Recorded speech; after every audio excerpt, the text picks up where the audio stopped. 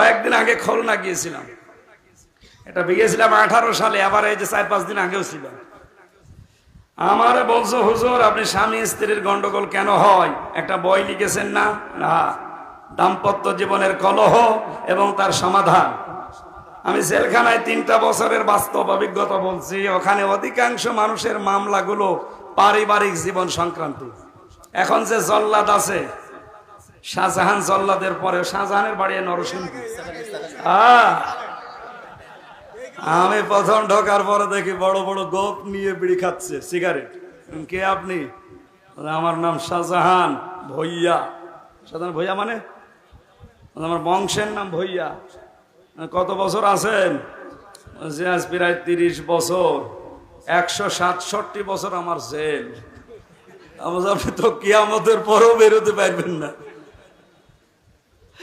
167 বছর আপনার জেল, আর নরসিংদী বাড়ি আপনার ভইয়া, নাম এখনো বলেননি। গরম দিয়ে আমার আমার বংশের নাম। ও ঠিক আছে, এই লোকটা বের হয়েছে না? এখন যে লোকটা জল্লাদের দায়িত্বে আছে ওর নাম ইলিয়াস। ফাঁসি যাদেরকে দেয় ওর নাম ইলিয়াস, ওর বাড়ি চট্টগ্রাম। খুব বড় মামলা নিয়ে ফাঁসির আদেশ নিয়ে বসে আছে, আজ প্রায় 30 বছর ওর জেল। বউ মার্ডার করিস।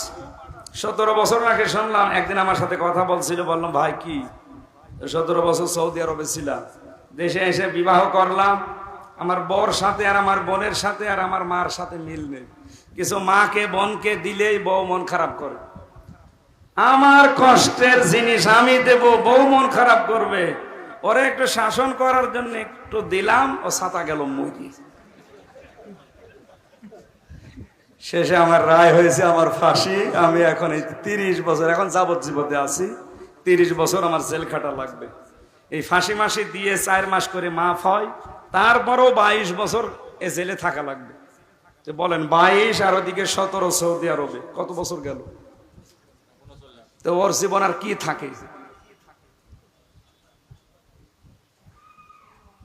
তো ওখান থেকে নিয়ত করেছিলাম, যেহেতু মাওলানা মামুনুল হক সাহেব আর শাখাওয়াত হোসেন রাজি ভাই আমার পাশেই ছিল, ওনাদের কাছে বললাম এগুলো নিয়ে কি করা যায় বলেন তো। এ দাম্পত্য কলহর সমাধান দরকার সব জায়গায়। অধিকাংশ 100 জন যদি আসামি হয়, 10,000 আসামি ছিল, আর মনে হয় 3-4 হাজার তো হবে এই বউ মার্ডারের আসামি।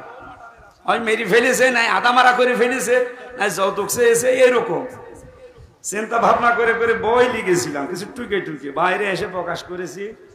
ওটা স্টেজে কয়েকটা আছে, পারিবারিক জীবনে দাম্পত্য কলহ এবং এর সমাধান কি, পরকীয়া প্রেম থেকে মুক্ত হওয়ার 19টা ঔষধ দেওয়া আছে।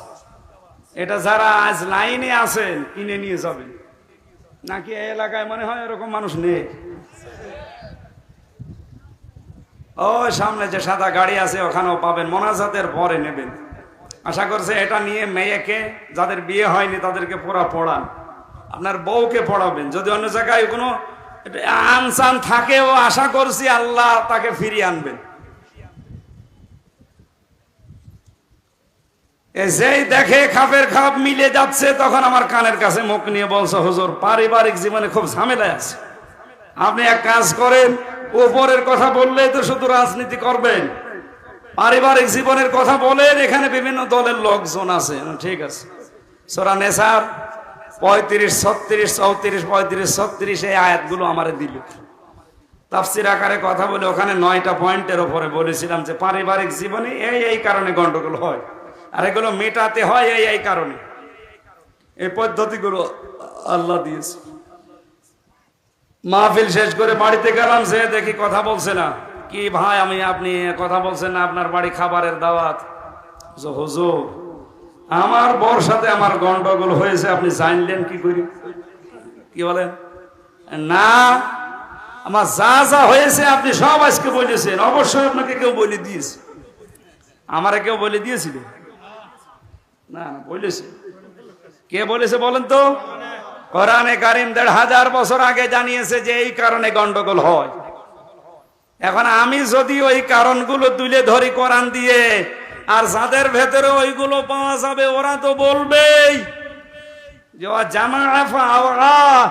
সম্পদ যারা জমা করছেন বৈধ অবৈধ দেখা দেখি নেই, আর এটা সংরক্ষণ করা যায় কি করে, সেই তালবাহানা সেই রাস্তা খুঁজতেছেন। আপনার জন্য চামড়া খসানো ঘর অপেক্ষা করছে। দেখে যখন মিলে যায় বলবে না, ওরে বাদ দিয়ে অন্য হুজুর নিয়ে আসো যারা ড্যান্স দিতে পারে। ড্যান্সের হুজুরের কোনো বাধা আছে? আরো পাহারা দিয়ে নিয়ে যায়। আর আমাদেরও বাধা পাহারা দিয়ে নিয়ে না, চুরি করে এসেও ঝামেলা।